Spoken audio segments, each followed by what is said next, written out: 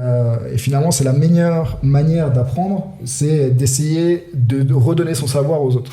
C'est quoi la différence justement entre 200 000 vues et 20 millions de vues? La valeur que tu donnes et qui est perçue, et la clarité de cette valeur. Est-ce que toi, tu tiens compte de ces paramètres géographiques dans la production du contenu? Mon but, c'est d'éduquer le maximum de personnes. Et voilà, le monde est fait aussi que quand on aide, on reçoit d'une manière autre que ce qu'on a donné. T'as un funnel d'acquisition qui est quand même très fort grâce à LinkedIn.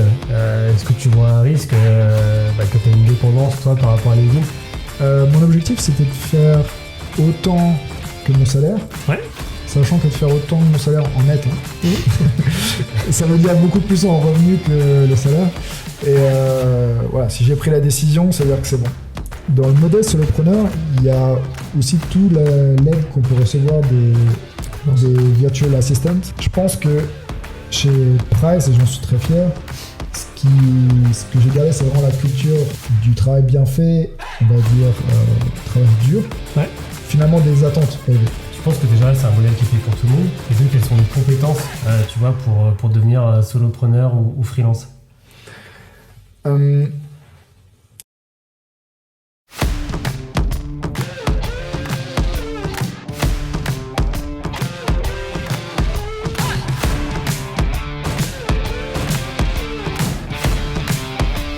Salut à tous et bienvenue pour ce nouvel épisode du Talent Club. Aujourd'hui on a le plaisir de recevoir Nicolas. Salut Nicolas, comment ça va? Ça va, un petit peu de route pour venir ici, mais ça fait plaisir de revenir à Luxembourg. Comment tu te sens justement ce retour à Luxembourg?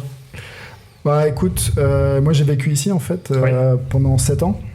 Pas pendant 7 ans, mais pendant 3 ans et 2 ans. Et du coup, à chaque fois que je reviens, déjà c'est cool de revoir des têtes que je connais. Et de voir que le pays fait que grandir. À chaque fois, je me dis, il y aura peut-être une petite crise économique et ça va devoir s'arrêter, mais le Luxembourg s'en sort toujours. Donc impressionnant. C'est ce qu'on dit depuis 20 ans, je crois, la crise du Luxembourg. Avant de commencer et de rentrer dans le vif du sujet, on a quelques petites règles juste pour poser le cadre. Ouais. Je sais pas, Romain, si tu veux. Ouais, très simple en fait. On a 3 règles qui s'appliquent à tous nos invités. La première règle, c'est que ça dure 1 heure. Donc Clément, il va juste remettre le compteur juste au bout à 1 heure pile. Comme ça, tu sauras exactement combien de temps il te reste à passer sur le mail. Le deuxième sujet, c'est qu'il y a un buzzer panique.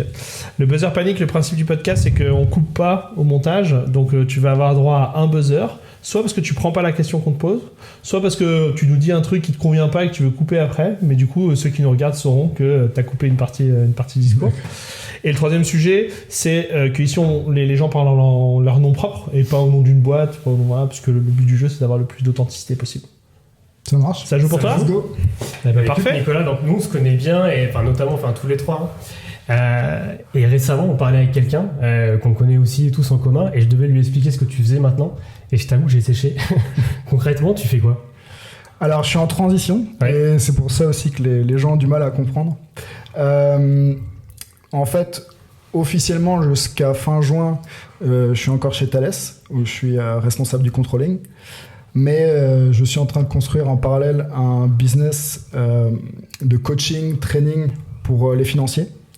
Et je fais ça à travers LinkedIn, où j'ai je publie tous les jours et je communique sur la finance pour aider déjà le maximum de gens, et je le fais gratuitement parce que il y a plein de gens qui n'ont pas accès à tout ce qu'on a eu depuis notre enfance, c'est-à-dire être dans des pays développés, avoir le système d'éducation qu'on a eu, avoir aussi la chance de faire une école de commerce ou juste l'université qu'on a en Europe ou aux États-Unis. Et donc, en plus de ça, j'ai fait des cours digitaux et des produits digitaux pour aider le maximum de personnes. Et ça me permet maintenant d'être de plus en plus indépendant. Et j'ai décidé, il y a quelques mois, de faire le switch total et de devenir ce qu'on appelle maintenant solopreneur. Okay. Et ça sera à partir du 1er juillet, je serai 100% dédié à ça. Ok. Et c'est quelque chose qui se construit dans la durée, hein, évidemment, tu vas nous expliquer tout ça. À quel moment tu as eu le déclic de ce truc-là? Quand est-ce que ça a démarré? Donc en fait, quand j'ai bougé de Price à Thales, il y avait un truc qui me manquait, c'est le networking et les trainings qu'on a chez Price. Ouais. C'est-à-dire toujours se faire challenger, je crois qu'on avait presque un mois de training chez Price. Et du jour au lendemain, chez Thales, j'ai eu des sujets à faire que je connaissais pas et il n'y avait pas de structure autour de moi pour apprendre. Donc j'ai été grappiller à droite à gauche des informations et j'ai vu que sur LinkedIn, il y avait des experts. Donc j'ai commencé à discuter avec eux et à apprendre d'eux. Et c'était principalement à l'époque sur le finance transformation, donc la transformation en finance. Et au fur et à mesure, à se créer ce réseau, à voir aussi que publier du contenu, il y a des méthodes, mais que ça aide aussi des gens. J'ai vu que sur certains aspects, moi, j'avais aussi des choses à partager. Donc, je crois qu'il y a 2-3 ans, j'ai commencé à partager, mais vraiment en parcimonie. Je devais faire 1 ou 2 fois par mois. Toujours sur LinkedIn, hein, toi, c'est ton réseau depuis le début. Okay. Et LinkedIn, en tant qu'employé, du coup. Et en tant qu'employé. Et ça, c'était un peu le challenge aussi. Parce que voilà, en tant qu'employé, tu as comme toujours t'as un contrat et donc savoir qu'est-ce que tu peux dire, pas dire. Donc je restais, et c'est pour ça que je voulais pas parler de moi, je restais très factuel, très dans l'éducatif. Et en fait, au fur et à mesure, je voyais vraiment qu'il y avait une audience et des gens qui avaient de l'intérêt là-dedans et que moi j'apprenais. À chaque fois que je posais quelque chose, que je postais sur du cash, sur du budget, sur du controlling, quand tu dois potasser et faire ton post, faire le visuel, t'as pas le droit à l'erreur. Donc finalement, c'est comme donner un cours, t'apprends une deuxième fois. Et finalement, c'est la meilleure manière d'apprendre, c'est d'essayer de redonner son savoir aux autres. Donc pour moi, c'était que du win-win. J'aidais les gens, mais celui qui en profitait le premier, c'était moi, parce que j'apprenais le plus sur chaque sujet. Tu faisais ça en plus de ton boulot ou tu avais réussi à négocier quelque chose qui faisait que ça faisait partie de ton boulot à un moment donné? Non, y a des gens qui regardent la télé le soir. Moi, je faisais des posts LinkedIn. Et justement, ils en pensent quoi à l'époque quand tu commences à faire ça? Ton employeur, il regarde, il se dit bon, ok, vas-y, c'est un hobby. Il en pense quoi? Alors déjà, à l'époque, et surtout en Allemagne, LinkedIn, c'était pas trop connu. En Allemagne, il y avait une autre plateforme qui est en train de mourir, je pense, Xing. Xing, ouais, ça. Et puis, donc ça a aidé le fait qu'il y avait personne qui voyait ce que je faisais. Et quand j'ai commencé à faire ça plus sérieusement, j'ai quand même demandé à mon chef, au CFO, qu'est-ce qu'il en pensait, est-ce qu'il était OK. Et je lui ai montré même l'article et tout, parce qu'on en profitait pour faire de la communication en interne avec ça. Et donc il m'a dit ouais, c'est bon, mais voilà, assure-toi que c'est clair, que c'est pas Thales qui parle, mais que c'est en ton nom que tu parles. Et donc voilà, ça c'était quand même assez clair parce que jamais je mentionnais Thales. Mais c'est vrai que, comme tu m'as dit, qu'est-ce que je fais? Les gens se posent la question. Et récemment, LinkedIn est quand même devenu de plus en plus présent. Les gens l'utilisent aussi en tant que business, pas juste pour networker avec ses anciens collègues ou ses anciens copains de la fac ou de l'école. Et du coup, là, finalement, il y a plein de gens, même de mon taf, qui sont venus vers moi pour me demander des conseils. Des conseils pour se lancer sur LinkedIn ou pour utiliser ton contenu? Non, pour se lancer sur LinkedIn. Ok. Et donc des employés qui se sont dit, tiens, c'est intéressant, nous aussi, on aimerait avoir un espace pour nous là-dessus. Ouais, c'est surtout soit des dirigeants, soit des sales, parce qu'ils veulent, bien sûr, ils veulent contacter les clients. Et donc, voilà, moi, en ayant passé beaucoup de temps dessus, je sais ce qui marche, je connais les règles, les tips, et donc, comme je voulais pas voir des collègues qui perdent du temps et se dire mais mince, si seulement tu faisais ça, t'aurais 10 fois plus d'impact. Donc je les aidais gratuitement. Et en fait maintenant je vais faire ça plus professionnellement aussi, aider des boîtes à améliorer leur stratégie sur LinkedIn. C'est aussi un des aspects que je vais faire. Donc tu te lancerais aussi dans le B2B? Ouais. Ok. Ça c'est quelque chose que tu as commencé ou tu es en train de le faire? Non, je suis en train de le faire parce que c'est quelque chose où je vois vraiment les boîtes ont compris que ce qu'on appelle le inbound marketing, c'est quelque chose d'important. Vous qui avez votre business, et vous avez 2 manières d'avoir des clients, soit vous les appelez, soit ils viennent vers vous. Et une fois que vous avez la présence sur LinkedIn, c'est beaucoup plus facile d'avoir des clients qualifiés.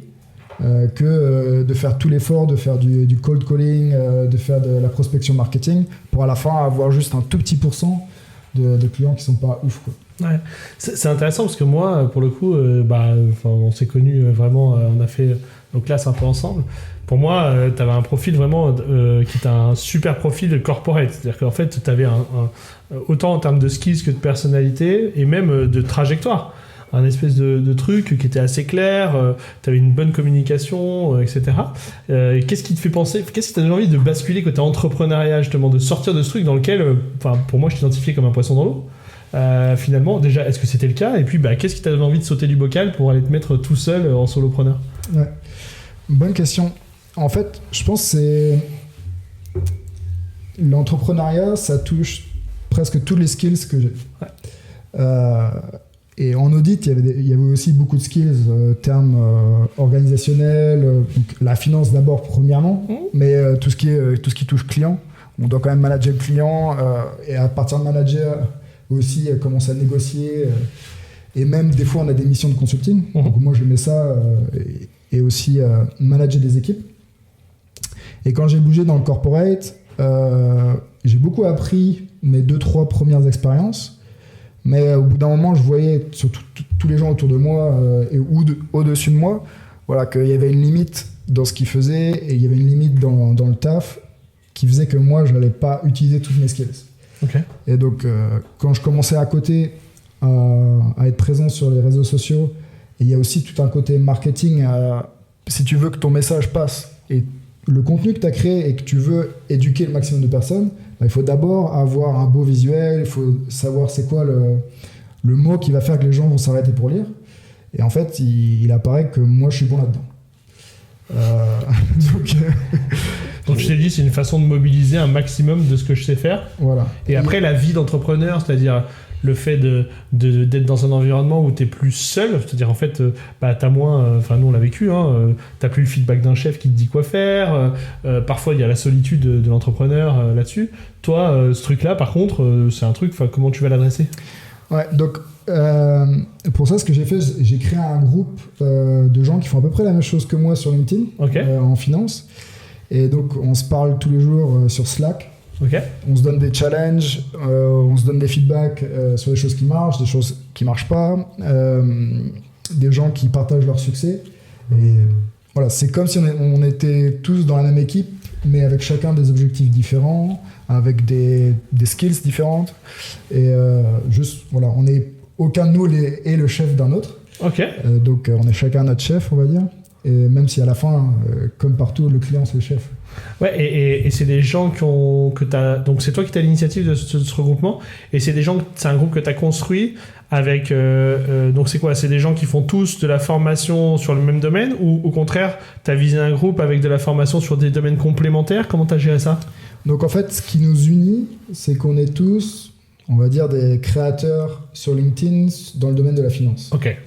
Et donc il y a des profils différents. Il y a une personne qui est plus tournée, qui a sa boîte de consulting et qui est plus tournée sur tout ce qui est business partner. Il y en a un autre qui donne des cours en ligne, en groupe, et qui lui enseigne ce qu'on appelle le FP&A. Donc, en Europe, on appelle ça plus le controlling. Après, une autre personne, lui, il a une boîte de fractional CFO. Ok. Ensuite, il y a une fille qui a une boîte qui fait du conseil en crédit et cash management. Il y en a un autre qui fait fractional finance manager. Il y en a un autre qui fait du modèle financier. Donc vous avez donc dans la même discipline des positionnements un tout petit peu différents, de telle façon que voilà, chacun a sa niche. Et toi, la tienne, du coup, c'est... Moi, j'étais le plus généraliste. C'est ça, en fait. J'étais très généraliste. Qui a créé la communauté. Ouais. Et est-ce que la communauté, j'imagine que ça t'aide parce que voilà, déjà, ne serait-ce que faire partie de la communauté, vous pouvez partager les bonnes pratiques. Mais est-ce que vous partagez les communautés de chacun? Ça t'aide par rapport à ça? Vous mutualisez vos communautés? C'est-à-dire chacun son audience sur LinkedIn, c'est la question. En fait, ce qu'on a vu en analysant un peu, on pensait qu'on partage 80% des mêmes followers. Okay. Et en fait, quand on regarde, il y a des stats croisés et je crois qu'il n'y a que 10% qui sont communs chacun avec les autres. Donc à chaque fois qu'on fait des collaborations, ça bénéficie tout le temps les deux personnes pour finalement agrandir le reach ou les impressions. Les impressions et aussi finalement l'audience à laquelle on parle. Ok, je pense, avant qu'on revienne sur, parce que là on parle de comme si tu faisais LinkedIn comme n'importe qui, alors qu'en fait les résultats ils sont assez impressionnants et je pense qu'après on va parler de chiffres, mais en passant de ce modèle corporate au modèle solopreneur, t'as renoncé à quoi t'as renoncé? C'est un peu tôt, tu me diras ce que tu es en train de le faire, hein, mais alors moi j'ai une maison, 2 enfants, un prêt. Donc j'ai renoncé à la sécurité des revenus. Ouais. Et en Allemagne, à Stuttgart, dans une boîte internationale avec mon parcours, c'était un bon revenu. J'ai aussi renoncé à la sécurité voilà, j'étais chez Thales. Chez Thales, on ne vire pas les gens. Donc quand on travaille bien, voilà, j'avais une trajectoire qui était tracée.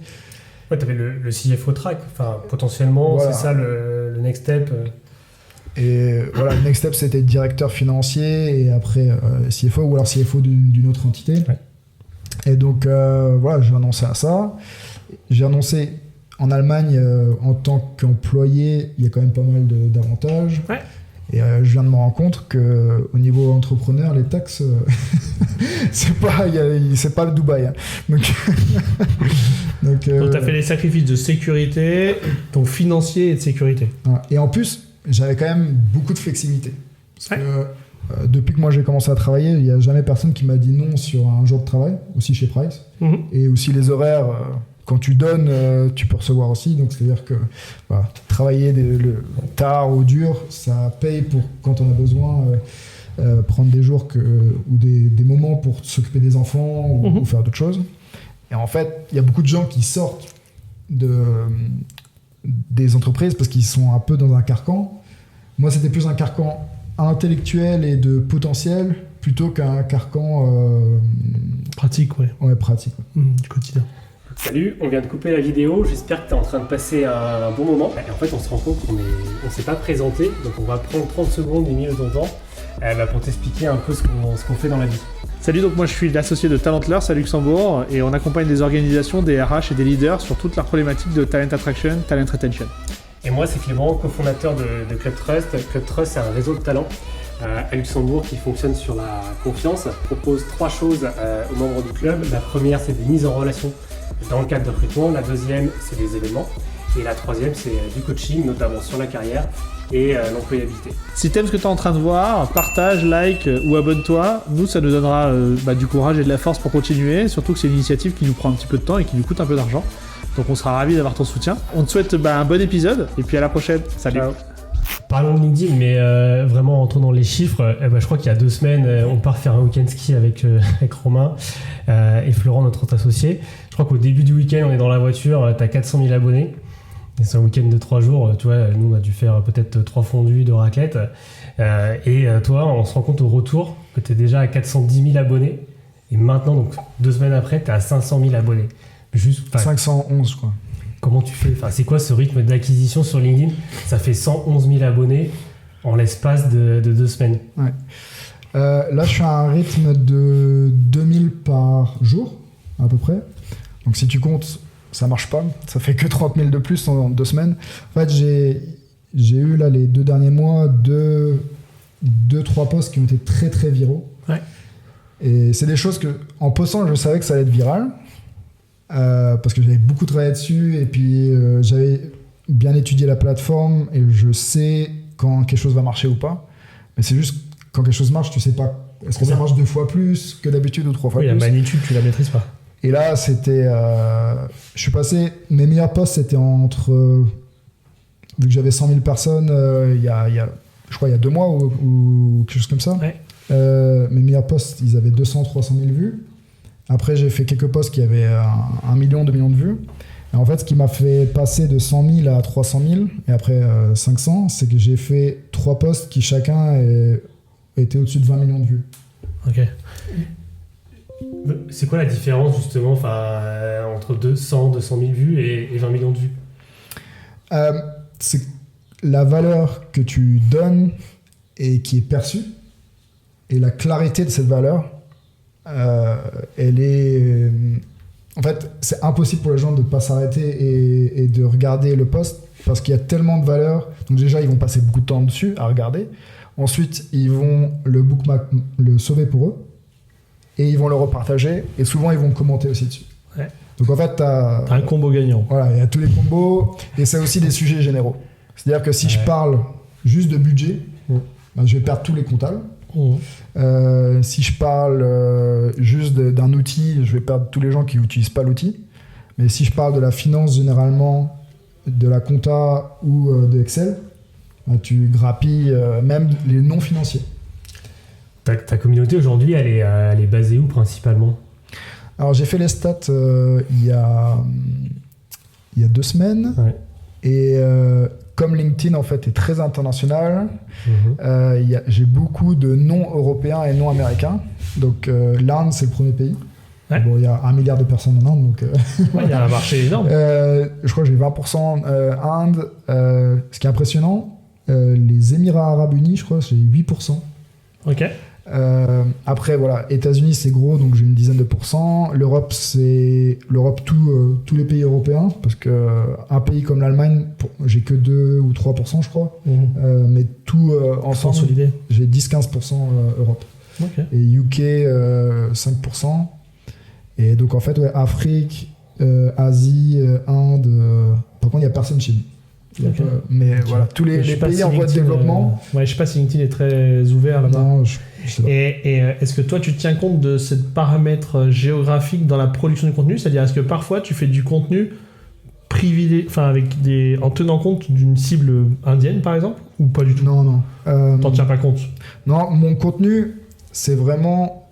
Mon but, c'est d'éduquer le maximum de personnes. Ok. Mais voilà, il y a certains posts où je veux aussi aller plus dans certains sujets beaucoup plus pointus. Donc là, je sais, je fais pas le post pour que ça soit viral. Par contre, je fais le post parce que je veux vraiment expliquer des sujets qui sont un peu plus compliqués et élevés, on va dire en termes de management.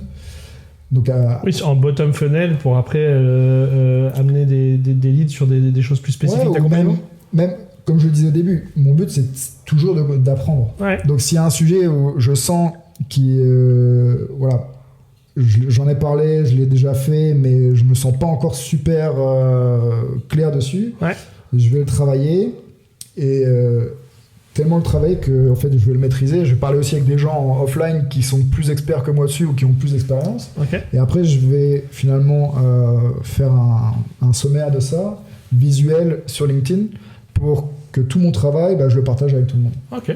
Mais voilà, si c'est des choses, imaginons comment faire un action plan pour revenir aux objectifs sur le cash, c'est pas quelque chose que tout le monde fait, c'est plus au niveau manager qu'on fait ça. Donc je vais pas avoir quelque chose de viral. Par contre, si j'explique ce que c'est le CAPEX, voilà, même les gens qui sont pas financiers, ça les intéresse parce que tous les jours, ils doivent faire approuver des factures et ils savent pas est-ce que c'est CAPEX ou OPEX. Donc c'est un sujet qui attaque beaucoup de personnes. Est-ce que tu penses que ce que tu fais, tu le décrirais comme du personal branding ? Au départ, ça touchait ça parce que je savais pas que j'allais faire finalement mon entreprise qui se basait sur du coaching ou du training. Je le faisais en me disant voilà, ça peut que m'apporter des choses parce que j'ai travaillé dans beaucoup de pays, j'ai vécu dans beaucoup de pays et donc je savais que ma porte de sortie ou mon développement passait par se connecter avec des personnes à travers le monde. Ouais. Et maintenant voilà, c'est pas que j'ai des offres sur LinkedIn, mais je connais assez de monde que voilà, je peux aller dans un pays et puis trouver du travail dans n'importe quel pays. D'accord. Et c'est intéressant parce que du coup, est-ce que tu envisages ça comme quelque chose que tu vas faire sur la durée, ou est-ce que tu envisages ça comme quelque chose qui va potentiellement te faire rebondir dans du corporate après, quand tu dis je peux trouver des offres? Pour l'instant, je pense pas revenir dans le corporate, parce que je m'épanouis vraiment dans tout ce qui est entrepreneur, dans construire Ouais. et créer de la valeur qui aussi me bénéficie tout de suite. Parce que voilà, avoir son entreprise, tout ce que je fais en plus, c'est moi qui en bénéficie. Alors que quand on est dans une entreprise, et ça c'est un peu les dernières années ce qui me faisait du mal, c'est n'importe quelle minute de plus ou d'heure de plus, bah, si c'est pas de l'apprentissage, finalement la balance commence à peser en notre défaveur et on n'est pas encouragé à travailler plus que le reste. T'as pas de gain marginal à travailler plus. Voilà. Ok. Mais par contre, du coup, tu dis aujourd'hui je m'épanouis bien dans ce modèle, mais t'exclus pas que à un moment donné, ça te donne la possibilité justement, en repartant de ce combo de ton expérience d'avant plus cette expérience-là, de repartir dans une forme de carrière qui serait plus de l'entrepreneuriat. Enfin, tu l'exclus pas aujourd'hui. J'exclus pas, mais je pense pas. C'est pas ça. Ok. Moi, ce que je trouve dingue aussi, c'est que tu vois, tu as du contenu éducationnel. D'ailleurs, t'en parles comme si tu créais en fait des livres. Hein. La façon dont t'en parles, on sent que vraiment ça te tient à cœur. Là où la plupart en fait des personnes sur LinkedIn, hein, nous on en suit. Enfin voilà, maintenant LinkedIn, c'est devenu un peu. Tout le monde fait du personal branding. Tu vois, on est plus sur le côté personnel. C'est-à-dire que tu vas mettre en avant, voilà, ce que tu peux faire dans la vie en dehors de tes projets pro. Donc, tu vas voir la personnalité de la personne. Toi, en fait, t'as une marque, il y a une marque Nicolas Boucher. Par contre, on sait rien de ta vie. Ça, c'est fait exprès. Enfin, c'est une stratégie. Et pourquoi tu as choisi cette stratégie ? Ouais, je parle de moi par exemple maintenant, dans des podcasts, webinaires. Je crois sur mon profil, je dis quand même que j'ai 2 enfants et d'où je viens. En fait, pour moi, quand je crée quelque chose, je me dis qu'est-ce qui va aider la personne qui va lire.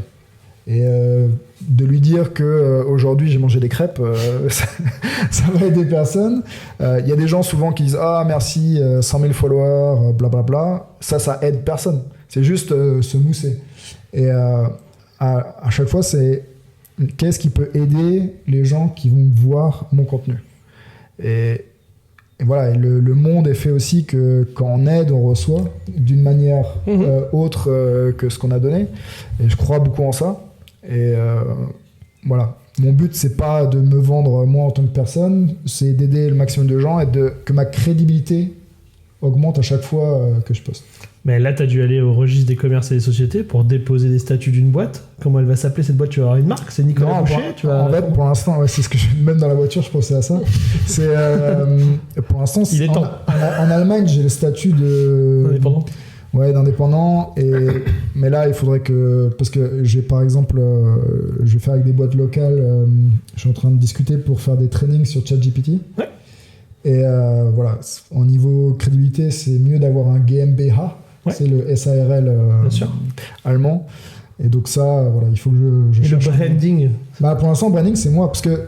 Mais si on pense long terme, ça serait mieux de créer une boîte éducationnelle avec un nom et que je peux vendre. C'est ça, puisque... Mais voilà, ça, je suis en train de réfléchir.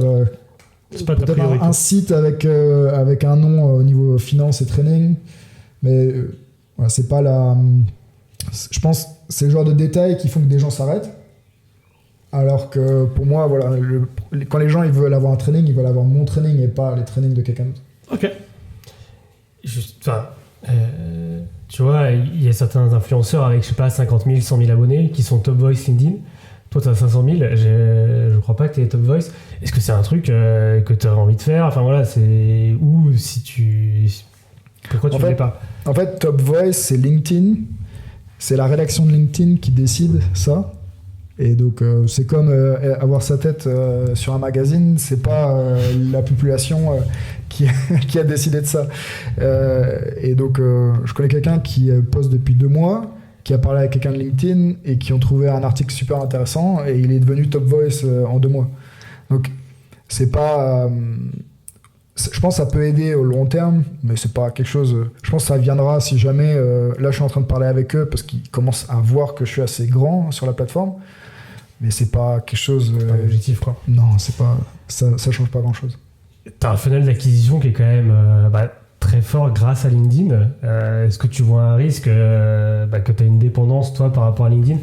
Ok, la question, LinkedIn va pas s'arrêter demain, si tu veux. Mais toi, comment tu juges cette dépendance ? Ouais, donc le risque, ça s'appelle Deep Platform Risk. Donc c'est-à-dire le risque de se faire enlever d'une plateforme ou que la plateforme n'existe plus. Et du coup, ce que j'ai commencé il y a 4 semaines, 6 semaines, c'est vraiment au niveau Twitter et ma newsletter d'avoir plus le focus là-dessus. Surtout que j'ai un portfolio de contenu qui existe, donc je peux recycler tout ce portfolio et le réutiliser pour Twitter et ma newsletter. Et du coup, voilà, ça va être. Je garde le focus sur LinkedIn, mais maintenant que je vais être à 100% dessus, je vais 100% sur mon business, je vais pouvoir augmenter ma présence sur Twitter et sur la newsletter. Ok. Globalement, tu vois, t'es passé d'un mode je fais à je transmets. Finalement, cette transition-là, c'est un truc. En fait, la question est un peu bête, mais ça te manque pas d'être dans l'opérationnel, parce que c'est quand même quelque chose que tu aimais beaucoup, je veux dire. Être dans l'opérationnel, alors t'es un opérationnel différent, mais ça te manque pas de plus exercer le métier, mais principalement de le transmettre? Pour l'instant, je le fais encore. Ouais, c'est vrai. Ouais. Mon job finit dans 2 mois, mais c'est quelque chose que je me suis beaucoup posé la question, parce que je pense que si on fait pas, on arrête d'apprendre aussi. Ouais. Ou alors on disconnecte totalement de la réalité et on n'a plus de crédibilité. Donc, dans mes activités, je veux garder une partie consulting. Je pense pas que ça va être mon focus les 2-3 prochains mois. Mais si je vois, il y a plein de gens qui me contactent pour des opportunités d'aide, pour soit faire de l'analyse financière, soit il y a des gens qui font des acquisitions, qui ont besoin d'aide. Donc, en fonction de ce qui vient, si jamais je vois quelque chose qui me plaît où je peux aider, et où, très important, je suis pas en train d'échanger du temps pour de l'argent, je pense que je prendrai ces missions-là, et pour continuer à avoir le pied dans les entreprises et continuer à apprendre. Tu peux élaborer un peu sur du temps contre de l'argent? J'ai l'impression qu'il y a une stratégie là derrière. C'est quoi ta vision là-dessus?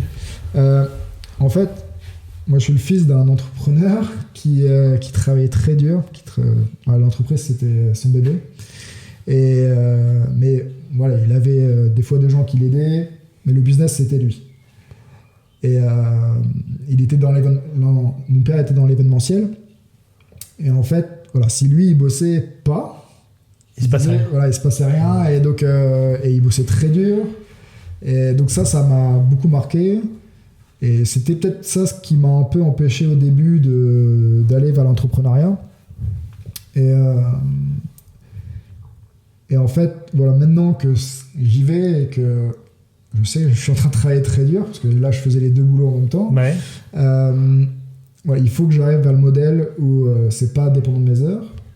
Et c'est pour ça que j'ai des produits où je fais le travail une fois, donc par exemple mes cours ou mes guides, et ensuite aujourd'hui sur la route il y a des gens qui ont acheté mon guide. Donc je conduisais mais je gagnais de l'argent, et voilà. Et mon but aussi c'est de faire des missions ou aider des gens où le prix est basé sur la valeur que j'apporte et que je crée, et pas sur le temps que je passe. Ok. On dit souvent, au début, t'es payé pas pour ce que tu fais, ensuite pour ce que tu sais, ensuite pour ce que t'es. Toi, j'ai l'impression que, en fait, la dernière case, elle t'intéresse pas tant. C'est plutôt la deuxième qui t'ambiance. Ou est-ce qu'à un moment donné, tu penses qu'il va y avoir une troisième phase où justement, cette personne, ce que t'es, ce que t'auras accompli, c'est un truc qui te donnera envie d'en parler. Du coup, tu t'exposerais plus. Je pense pas. Ouais. Je sais pas si je suis d'accord avec avec ce. Je pense, pour moi, au début, on t'embauche pour ce que tu vas savoir faire. Ouais. Et ensuite, on te paie pour ce que tu sais faire. Moi, c'est là où la limite, elle s'arrête, où je veux pas être payé pour ce que je sais faire. Ok. Je veux vraiment être payé pour la valeur que j'apporte. Ce que j'apporte. Pour moi, c'est la troisième étape. Un truc. Ok. Où voilà, si c'est toi qui aides, ça va avoir plus d'impact que quelqu'un d'autre, et c'est tout ton historique plus tes qualités qui font ça. Ok, ouais, donc c'est une autre façon de voir les choses en disant, moi, c'est ça, pas pour ce que je sais faire ou ce que je fais, mais pour la valeur que j'apporte. Hein. C'est comme un candidat entre son salaire de départ et le salaire du poste cible, quoi. Ouais. Parce que, imaginons, sur toutes les tactiques LinkedIn, par exemple,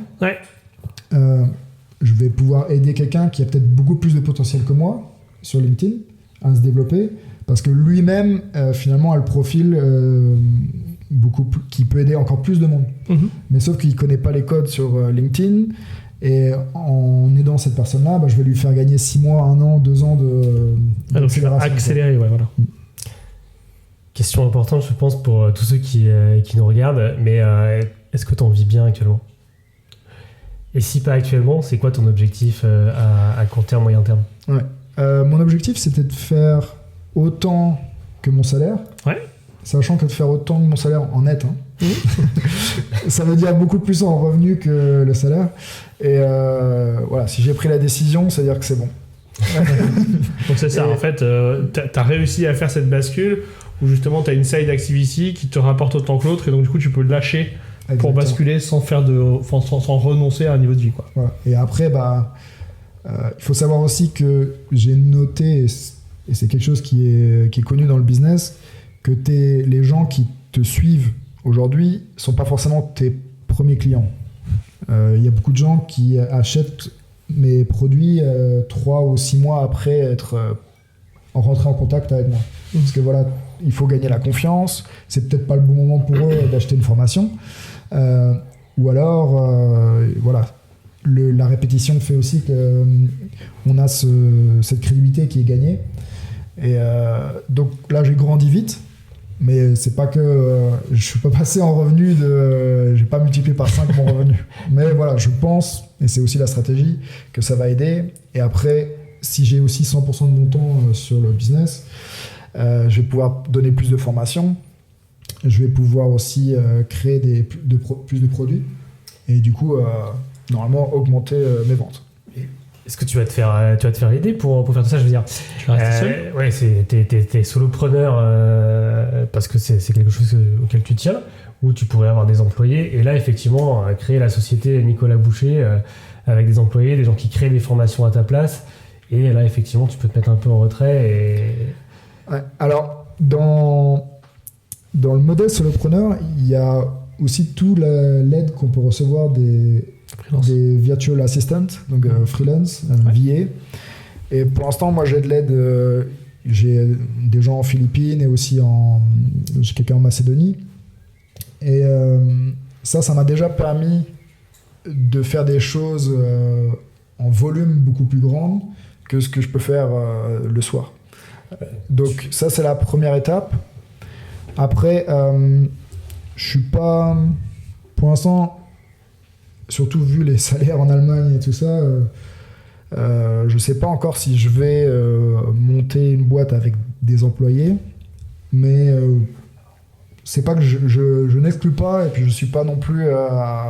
c'est pas non plus mon plan, chaque année de croître par 5 personnes ou par 10 personnes. Là, j'ai rencontré à Copenhague récemment quelqu'un qui a monté sa boîte de consulting. Et du coup, ça m'a fait un petit peu changer d'avis sur la question, que ça peut être aussi quelque chose qui me motive, parce que ça va l'air super. Parce que du coup, tous les jours, tu travailles aussi avec des gens qui sont passionnés. Ce que tu as simulé avec ta communauté, en fait. Voilà. Et donc, tu peux faire aussi grandir des gens, mais et aussi leur donner une place de travail qui est autre que ce que tu as dans les grandes boîtes. Et donc, tu peux créer ton environnement qui, pour toi, est l'environnement et tes valeurs de ce que doit être la place au travail. Donc, ça, c'est un côté que je n'avais pas pensé avoir un impact aussi local. Et aussi, j'ai des gens déjà dans mon environnement en Allemagne qui sont super intéressants. Et voilà, ça se voit qu'ils vont avoir une bonne carrière et qui est aussi très agréable à travailler avec. Ouais. Et je me dis, ok, peut-être que ça peut être finalement une option. Ok. Il reste quoi du Nicolas auditeur qui a commencé chez Price ? En quoi ces années-là elles t'ont aidé à faire ce que tu fais maintenant ? Je pense qu'il y a beaucoup de gens qui vont nous regarder. Par Excel. Hormis Excel, et j'ai vu la comparaison Excel versus VBA il n'y a pas longtemps. J'ai vu aussi. Power BI. Power BI, ouais. Power BI, pardon. Il reste quoi de Nicolas auditeur et comment ça t'a formé à faire ce que tu fais maintenant ? Alors, je pense que chez Price, et j'en suis très fier, ce que j'ai gardé, c'est vraiment la culture du travail bien fait et du travail, on va dire, travail dur. Ouais, du dépassement, quoi. Ouais, du dépassement. Aussi, finalement, des attentes élevées. Ouais. Ça, c'est quelque chose qui reste et où je pouvais être frustré un peu par ça chez Thales. Parce que chez Thales, il y a peu de gens qui ont connu ça. Mhm. Je pense aussi le management d'équipe, c'est quelque chose chez Price qui était assez exceptionnel. On avait la chance aussi d'avoir des gens qui étaient très motivés, qui voulaient se dépasser. Parce qu'une fois que tu rentres dans le modèle corporate et que tu vois que c'est pas la norme, ça peut être dur. Donc voilà, mais ce côté-là, j'ai beaucoup appris. Et aussi, on a eu la chance quand même, très junior, d'être, en fait, d'avoir eu contact avec le gratin des grosses boîtes, des CEO, des CFO. Et très rapidement, moi, je peux me mettre à la table à côté d'un CEO, CFO, et personne m'impressionne. C'est pas que je me sens meilleur qu'eux, mais en ayant travaillé avec ces gens-là, c'est juste des gens qui ont un autre profil et une autre expérience, et chacun a ses qualités. Et ça, quand je vois dans des boîtes corporate, les gens ont peur de parler avec des CFO, des CEO, vous voit tout le monde, et je pense que ça casse un peu quand tu travailles en consulting. Tout le monde peut être ton collègue, ton client, et donc ça, voilà. Et je pense aussi là, pour moi maintenant, faire des offres, aider le client, c'est aussi quelque chose qui va m'aider. Si tu devais décrire ton principal challenge entre Price et Thales, et ton principal challenge entre Thales et ta vie de solopreneur, ça serait quoi? Alors, entre Price et Thales, c'était ce challenge, et on va dire l'environnement qui n'est pas tout le temps là pour pousser. Okay. C'est-à-dire que tu peux t'endormir très rapidement si tu t'entoures pas des bonnes personnes et si tu te mets pas dans des bonnes positions. Entre la Thales et solopreneur, c'est finalement que je vais peut-être travailler trop dur. Donc ça, c'est... Tu vas lâcher la bride complet, voilà. Et comme tu as un incentive en plus, du coup, il y a un risque de surchauffe, quoi. Ouais. Justement, le modèle de solopreneur, c'est un modèle qui fait rêver pas mal de gens. Enfin, tu vois, freelance, solopreneur. Tu penses que déjà, c'est un modèle qui est fait pour tout le monde? Première question. Et deux, quelles sont les compétences, tu vois, pour devenir solopreneur ou freelance? Je pense pas que c'est fait pour tout le monde, parce que sinon tout le monde le ferait. Après, les outils et tout ce qui est et Internet, ça donne, je pense, la possibilité à beaucoup plus de monde qu'avant de le faire. Parce qu'avant, voilà, les moyens d'avoir une audience ou d'avoir des clients étaient beaucoup plus compliqués et beaucoup plus sur la vraie vente directe. Ça, c'est le premier point.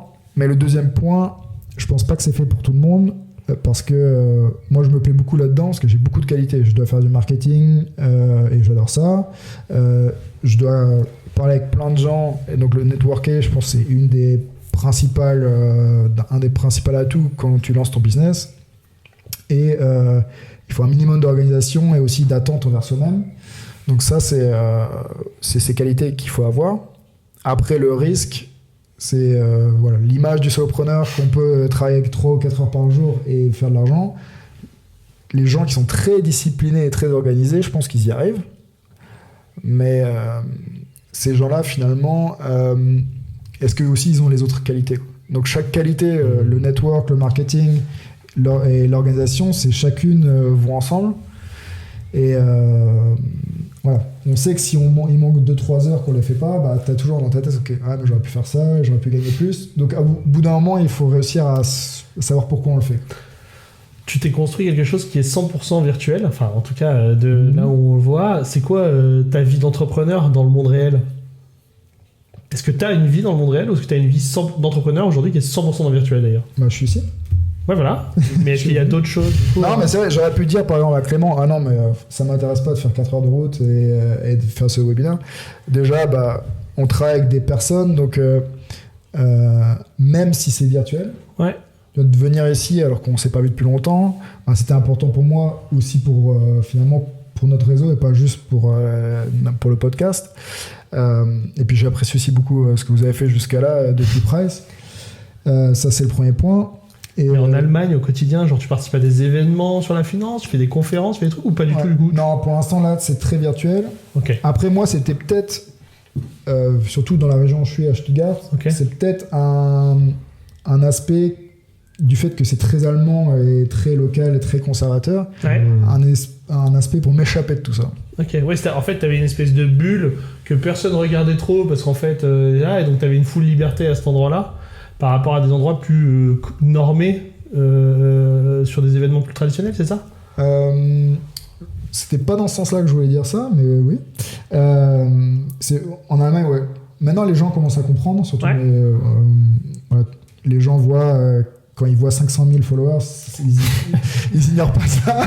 Mais non, c'est pas le jugement, c'est plus de devoir. En fait, là, j'ai la chance sur LinkedIn d'être en contact avec le top des gens de la finance, et même en dehors de la finance. Ok. Et ça, dans mon environnement local, Direct, j'ai pas ça. bien sûr. Et donc ça me manquait, et je me suis créé ça, je me suis créé peut-être un échappatoire à un environnement, je voulais un environnement qui me drive, et maintenant je l'ai virtuellement. Ok, et dans un avenir plus ou moins proche, est-ce que du coup tu penses qu'il va y avoir une continuité de ton business dans la vraie vie réelle? C'est-à-dire, est-ce que tu penses faire des conférences, que tu penses aller faire des choses en vrai, en présentiel? Alors, déjà, j'ai été à Copenhague, donc j'ai rencontré quelqu'un qui a son entreprise de consulting, donc ça c'était réel. Network, ouais. Et on va certainement travailler ensemble. Je viens ici, j'ai des discussions avec Daimler pour leur faire un training sur ChatGPT. Ok, donc en présentiel? Je pense que soit je vais chez eux, soit parce que c'est pour tout le monde en fait, c'est international. Okay. Donc je pense que je le ferai virtuellement, mais j'ai aussi des contacts pour les aider sur d'autres choses plus concrètes. Et au niveau de conférence, j'ai pour objectif de faire une tous les 2-3 mois, de faire quelque chose pour rencontrer les gens. Ok, chouette. Parce que c'est... Et aussi dans le groupe que j'ai créé, donc j'ai déjà rencontré 3 personnes dedans, parce qu'on se connaît que virtuellement, mais physiquement j'en ai rencontré 3, et mon objectif c'est de voir tout le monde aussi, au moins une fois par an. Ok, super. Et moi peut-être la question c'est, mais ça rejoint un peu ce que Romain disait tout à l'heure. Tu vois, tu viens du monde corporate, tu pars en fait ensuite solopreneur. Et j'ai l'impression en fait que dans ce que tu es en train de construire, toute cette communauté, ce contenu éducationnel, est-ce que secrètement il n'y a pas aussi un moment où tu te dis, ok, un grand groupe va te repérer et dire, ok, en fait, ce mec-là, c'est devenu une machine, pourquoi ce ne serait pas notre CFO? Est-ce que tu sais qu'en fait, quoi qu'il arrive, tu prends pas un risque énorme parce que tu travailles tellement ta marque qu'elle pourrait t'aider à revenir dans le monde corporate encore mieux qu'avant. Ce qui n'est pas toujours le cas en fait quand tu pars dans le freelance. Parfois tu perds un peu le lien avec le monde corporate. Toi, j'ai l'impression qu'en fait tu te rattaches quand même un peu à ça avec ce que tu es en train de créer. Je sais pas si je me trompe. C'est vrai que je pense qu'en étant dans le feed de tout le monde sur LinkedIn, il y a personne qui m'oublie, mais de toute façon ils me voient différemment aussi. En fait, quand je vois des CFO, j'ai pas envie d'avoir leur vie. Ok. Donc tu travailles pas ton employabilité en fait. Donc non, et voilà, et je demande comment ils travaillent, qu'est-ce qu'ils font. Et c'est pas une vie de travailler tous les soirs. Surtout, c'est de la grosse pression. Tu décides pas de ton agenda, c'est les actionnaire décident de ton agenda. Ton chef décide tout le monde autour de toi décide de ton agenda, donc voilà, c'est pas quelque chose qui m'intéresse et qui me motive. Tu perds la maîtrise en fait de ta liberté en fait, hein, c'est ça. Ouais. Et toi c'est vraiment ça que tu veux essayer de travailler. Ouais. Tu conseillerais à quelqu'un qui est à Luxembourg, bon, tu sais très bien quel est Luxembourg et c'est quand même assez traditionnel, et tu vois il y a une sorte de conformisme. Tu vois, de commencer comme ça un peu à poster sur les réseaux, c'est quelque chose que tu conseillerais à quelqu'un de faire à Luxembourg, et si oui, comment? C'est marrant que tu demandes pourquoi Luxembourg et pourquoi justement. Parce que là on est à Luxembourg et je pense que l'audience sera plus à Luxembourg. D'accord, ok. Et on sait que c'est un marché où tu vois, typiquement, c'est difficile, notamment sur les réseaux LinkedIn, ça n'a pas la même tête en France qu'à Luxembourg. En Allemagne, je ne connais pas. Non, mais c'est pour ça que je demande pourquoi Luxembourg. Parce que j'ai passé 5 ans à Luxembourg. Et c'est vrai que Luxembourg, c'est top professionnellement, mais il y a des fois pas de limite entre la vie privée et la vie pro. Donc, C'est un chien qui arrive. C'est l'invité, c'est Nemo qui se balade. Donc, au niveau, pour moi, premièrement, si quelqu'un sait qu'il a une maîtrise sur un sujet, en parler sur LinkedIn, ça amène le fait de vulgariser ce sujet-là et de le reformuler d'une manière que finalement ça va être plus clair pour cette personne-là.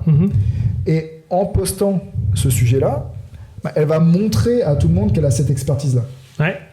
Je ne sais pas si vous connaissez cette citation, que le monde appartient à ceux qui sont les meilleurs à communiquer leurs idées plutôt qu'à ceux qui ont les meilleures idées. Ok. Et donc, c'est comme on l'a tous fait chez Price ou dans des boîtes.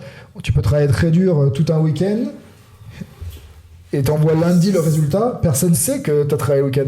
Par contre, si tu envoies ton email le dimanche soir à 2h du matin, et donc voilà, j'ai passé tout le week-end à travailler dessus, c'est pas perçu de la même manière. Si on prend ça dans l'environnement LinkedIn, si tu es expert sur Excel, si tu es expert en banque, si en funds tu as lu la dernière réglementation que personne n'a envie de lire et que tu peux en faire un résumé en 3 points, ça serait dommage de le garder pour toi. Et donc tu peux le faire sur LinkedIn, parce que c'est aussi l'endroit pour ça, et LinkedIn veut qu'on partage du savoir. LinkedIn ne veut pas des selfies. Ok, ouais, c'est intéressant. Là, dans le cadre de Club Trust, là, on travaille ces sujets-là avec la communauté. On fait des événements et donc on fait des petits déjeuners. Et justement, on en a prévu sur la question. La question qu'on amène, c'est quelle utilité d'être sur LinkedIn, enfin de travailler son personal branding sur LinkedIn quand on est un candidat, quand on est employé. Donc toi, tu dis, c'est finalement de travailler tous les jours un peu plus à rendre visible ce que tu sais, dans le but de finalement pouvoir trouver un autre boulot, c'est ça? Toi, au début où tu l'as fait, c'était pas du tout l'idée. Non, moi c'était déjà de partager et d'apprendre. Et en fait, en faisant ça, on se rend aussi visible à des gens qu'on connaît pas, mais finalement, grâce à ce réseau, on va apprendre qu'il y a quelqu'un qui est aussi expert, je sais pas, à New York, sur tout ce qui est taxes aux États-Unis. Okay. Donc si je suis au Luxembourg et qu'avec tout US Tax, j'ai un réseau super limité, d'avoir un contact aux États-Unis qui est pro là-dessus, ça va beaucoup m'aider parce que je peux discuter avec cette personne, je peux faire un call, et finalement, cette personne, elle m'a trouvé parce que j'ai posté sur l'US Tax. Donc ça, c'est un point. Le deuxième point, si on est manager et qu'on veut recruter, de montrer sa crédibilité par rapport aux candidats.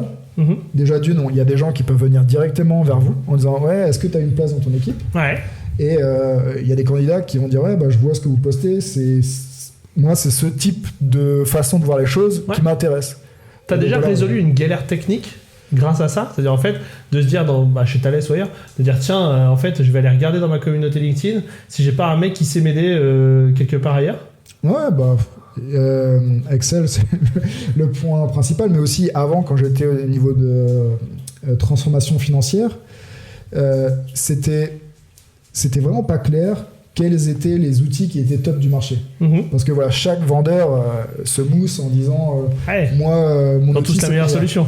Et en fait, quand tu fais la tournée des popotes, tu t'aperçois qu'il y a des noms qui reviennent souvent. Et donc s'il y a quelqu'un, ça fait 10 ans qui fait ce métier-là et qui peut te dire moi j'ai vu ces 3 produits-là, c'est celui-là, tous les jours je le prendrai. Et si ça se répète 2-3 fois, tu gagnes beaucoup de temps, parce que si tu veux faire l'analyse toi-même tout seul, ou alors payer une boîte de consulting, c'est des choses qui maintenant, dans ce monde virtuel, et je fais souvent la comparaison, c'est que il y a une 50aine d'années, on avait peut-être que le téléphone ou même, on va dire, il y a 200 ans, pour rejoindre quelqu'un, il fallait envoyer une lettre via un cheval ou un marathonien. Après, il y a eu le téléphone. Après, il y a eu le modem. Et maintenant, il y a l'email. Et donc, en fait, la possibilité d'avoir quelqu'un à contact et du savoir, elle était très limitée. Et donc, elle a grandi. Et maintenant, en fait, tu peux avoir accès aux meilleures personnes et aux experts d'un domaine, Très facilement. on va dire à 2-3 clics, quoi.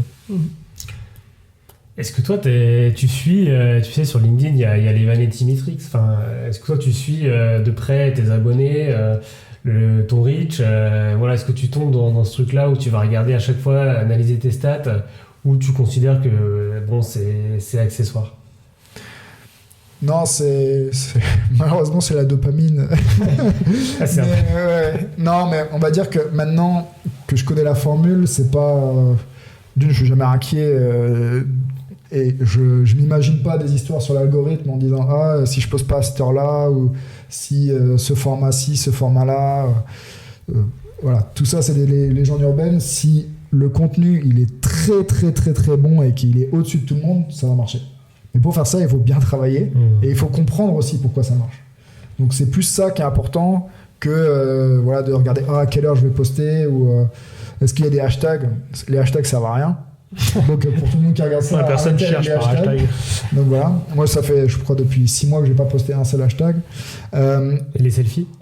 Non, les selfies c'est un style, mais c'est parce qu'on est dans une plateforme où il y a des gens qui sont dessus, c'est pas des entreprises. Et donc quand les gens vont vous voir, l'humain, quand tu marches dans la rue, s'il y a quelqu'un qui te croise les yeux et qui te regarde, ça va te faire un effet. Et donc c'est pareil en fait dans le feed, si j'ai que des photos corporate et qu'il y a quelqu'un au bout d'un moment qui pose une selfie et voilà, c'est vraiment une interaction humaine, là je vais m'arrêter. C'est pour ça que les magazines ont des gens sur les magazines et pas autre chose. Mais moi, ce que je fais, c'est plus des visuels et des mots-clés qui attirent les gens. Et on va dire les Vanity Metrics, c'est plus pour mesurer si est-ce que ce que je fais, c'est sur la... Est-ce que ce que je poste, c'est intéressant ou pas? En fait, ça te permet de valider l'idée que tu te fais a priori de comment ton contenu va marcher en fonction de l'intention que tu as mis sur les mots-clés. En fait, tu fais des paris avant de passer. Tu fais des paris en disant tiens là, allez comme ça, je me dis parce que j'ai vu il y a pas longtemps, alors je sais plus quel c'était. Je crois que c'est celui qui faisait Germinal. Ouais, il faisait des paris avant de poster comme ça et du coup ça lui a permis au fur et à mesure de se rapprocher de ce qu'il faisait. Tu fais ça toi déjà? C'est pas des paris, mais par exemple les 3 posts qui ont marché, je savais qu'ils allaient très très bien marcher, mais je pouvais pas dire combien. Donc c'est pareil. On va dire qu'avec ceux qui postent beaucoup comme moi, on essaie de voir si notre gut feeling, est-ce qu'il est bon ou pas. Et le meilleur c'est dire qu'on s'approche de la réalité. Et pour l'instant, moi, il te trahit pas. Voilà, il me trahit pas. Mais voilà, après, je poste pas tout le temps juste pour avoir des likes ou des views. Il y a des fois, je veux moi apprendre quelque chose, ou je veux me connecter avec certaines personnes qui sont expertes. Ok. Ou alors je veux essayer, il y a des fois je veux juste essayer un nouveau format parce que j'en ai marre d'un format qui apparaît tout le temps et je pense qu'il faut casser le rythme et attirer l'œil sur certains points via un format différent. Ok. Oui, je trouve que, tu vois, tout à l'heure, je te demandais notamment, tu vois, tu mettais pas en avant forcément ta personnalité, mais en fait ton authenticité, et là plus je t'écoute et plus je trouve qu'on la retrouve dans la façon dont tu vas faire ton contenu. Enfin, la plupart des gens utilisent LinkedIn comme un moyen, tu vois, d'aller toucher une population. Toi, j'ai l'impression que tu prends vraiment du plaisir à faire ton contenu. Et c'est là où est ton authenticité. C'est-à-dire que tu vas le faire pour apprendre et pour vraiment, enfin tu l'as dit je sais pas combien de fois, créer de la valeur pour les gens. Est-ce que ton authenticité, elle est pas là-dedans? Pour durer, ouais. Il faut... Sinon, parce que j'aurais eu un burn-out avec tout ce que j'ai fait jusque-là. Donc ouais, je pense que si... Et c'est ça pour laquelle aussi je me suis retrouvé. C'est souvent, au bout de 1 ou 2 ans, je me lasse de quelque chose. Et là-dessus, non. Après, il y a des périodes où j'en fais plus ou moins. Mais le fait d'avoir des messages, des emails ou des commentaires tous les jours de gens qui disent ouais, c'est exactement ce que j'avais besoin aujourd'hui, et savoir que ces gens-là, et je pense que c'est LinkedIn plus qui amène ça que moi, mais le monde actuel d'aujourd'hui, ces gens-là, ils n'ont pas eu la chance qu'on a eu. Et de pouvoir contribuer un tout petit peu, bah, je sais que voilà, c'est un reward pour moi d'avoir ça, quoi. Super. Avant qu'on passe au jeu, moi j'ai peut-être une dernière question, mais est-ce que tu as Enfin là, je sais que ce modèle de solopreneur, tu es en train de faire la transition, mais est-ce que tu arrives à avoir un plan quand même, où tu fais un peu là au fil des envies et des idées que tu risques d'avoir? Tu as parlé notamment du conseil, de plusieurs choses, mais est-ce que tu arrives quand même à avoir un plan? Ouais, j'ai un plan qui évolue, je sais pas pour vous, mais ça évolue toutes les semaines, toutes les heures, mois. à chaque trajet en voiture où tu as un peu de temps pour réfléchir. Non, et puis ce qui est bien avec le groupe, c'est qu'il y a des gens aussi avec qui on se challenge au niveau du plan. Par exemple, là, mon focus en juillet et septembre, je veux faire du corporate training pour ChatGPT. Ok. Et donc, j'ai la page web qui est prête. J'ai fait déjà... Normalement, je devrais en faire un pour Daimler, qui est l'employeur numéro 1 à Stuttgart et dans notre région. Donc, ça va m'amener aussi beaucoup de crédibilité. Ouais. Donc, ça, c'est mon objectif. En fait, j'essaye tous les mois d'ajouter une nouvelle une nouvelle corde à mon arc. Okay. Parce que sinon, ça fait beaucoup d'arc pour une corde. C'est pas mal d'arc aussi, bien. Voilà. Ouais, c'est ça. Ok, ouais, c'est super. hyper intéressant. Bon, on passe à notre jeu à gros budget. Exactement, c'est le moment. Je te laisse prendre le petit saladier. Ouais. C'est très très simple. Hein. Tu tires des bouts de papier, tu as 3 couleurs différentes et tu lis la question et tu réponds à la question. Juste prends les violets à la fin. Donc, okay. Je te propose de commencer soit par le vert ou le orange. Je le mélange parce que ça se trouve... vous connaissant... Ça, on pourrait tricher sur ça. On va pas tricher, le risque, c'est qu'effectivement, prenne cette ça va bien, on est d'accord. Je lis tout haut la question. Hein, bien sûr. Qu'est-ce que tu aimerais faire dans ta vie qui est plus grand que toi?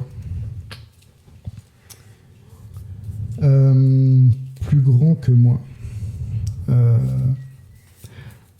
Je pense que je fais déjà, mais je voudrais vraiment avoir cet impact encore plus. Et on vient juste de parler de ça, c'est d'aider 1 million de personnes à finalement avoir une meilleure carrière, et ce qui veut dire, et surtout pour tous les gens, je vais le répéter, mais qui n'ont pas eu la chance d'avoir la formation qu'on a eue, parce que je pense qu'on est né avec une chance énorme, et dans un endroit aussi énorme. Ici, on est au Luxembourg, il y a aussi encore des gens qui sont encore plus favorisés que nous, mais c'est d'aider des gens qui n'ont pas eu cette chance-là, et d'avoir un impact. Et je pense que je peux avoir plus d'impact comme ça, parce que multiplié par le nombre d'augmentations salariales de tous les gens à qui je peux aider, et ça peut-être juste les 0,05%. Peut-être prendre un success fee là-dessus.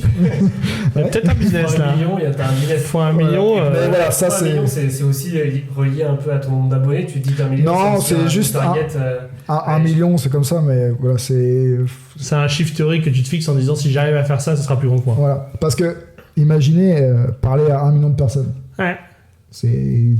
Physiquement, c'est impossible. Ouais, clairement. C'est impossible. Donc voilà. Ou coacher 1 million de personnes tous les jours, même je crois que c'est pas possible. Dans ta vie, ça va être dur. Ok. C'est super. T'en prends une deuxième ? Tu dois en faire 3 alors. T'avais pris quoi là? Celle-là, orange, parfait.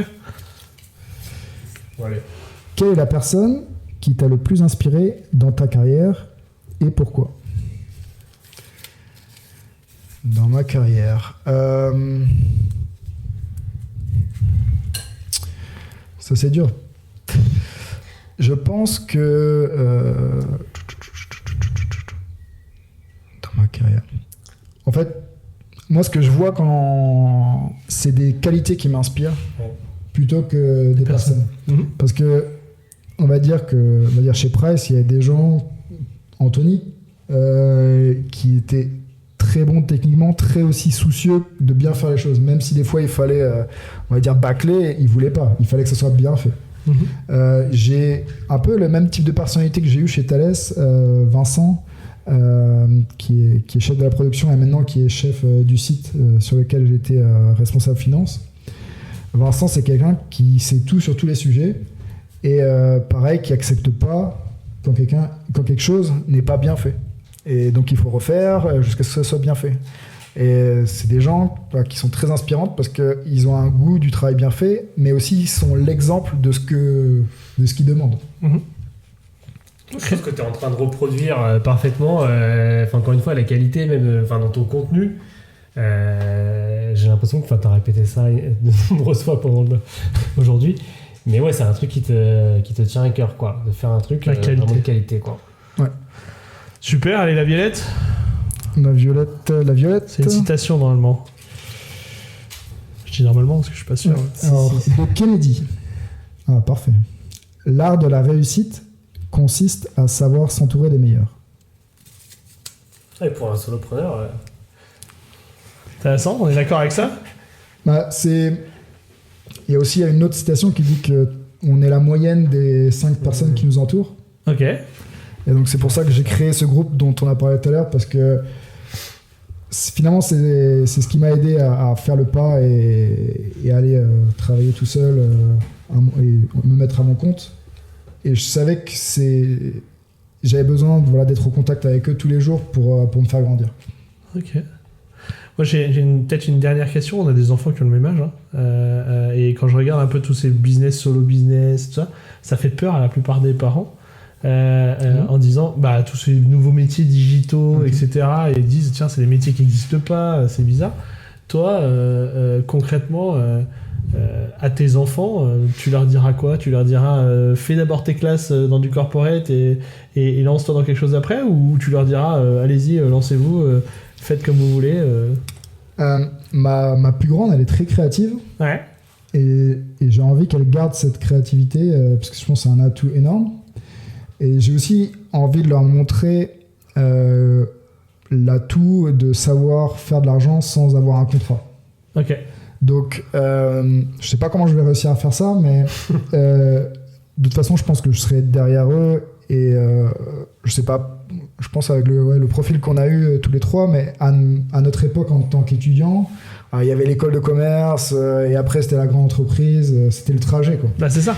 Et j'avoue avoir pas souffert, c'est beaucoup trop grand, mais je pense avoir été influencé par ce modèle. Ouais. Et finalement, je suis pas sûr que c'était je me suis peut-être laissé là-dedans trop influencer, parce que c'était un modèle rassurant. Ouais.